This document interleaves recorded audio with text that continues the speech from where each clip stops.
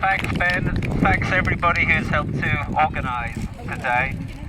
But look, what I want to do really in this very, very brief spiel now is to project the main thanks to the Rebel Riders, because it is fantastic to see the commitment of people who are cycling or using their bodies to travel long distances, and sometimes inclement weather, for this absolutely vital cause.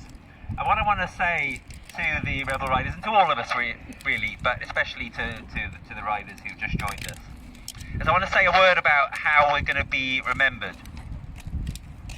So a lot of mud will be thrown at Extinction Rebellion in the next week. So it's important to retain the long view.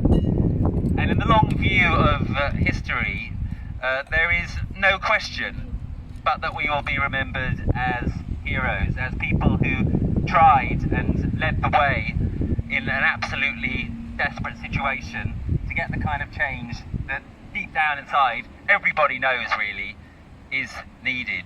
We'll be regarded as the pathfinders, and those of us who've taken direct action and those of us who cycle hundreds of miles and stuff like that, they'll be right up there in those who get remembered. So whenever you get discouraged, if you do in coming days, by a bad press story or whatever, when mud is, or worse, is thrown in the coming days, remember that. Remember to keep in mind the long view. Remember that in the history books, we're not going to be people who are spattered with mud, or maybe we're going to be that as well, if you see what I mean. But we're going to be heroes, just like the suffragettes, just like the civil rights movement, just like the Indian independence movement, like the diggers, like people all over the global south. There's a long, glorious history of this stuff. Sometimes it's unpopular at the time. In retrospect, it's always understood as being what was absolutely necessary.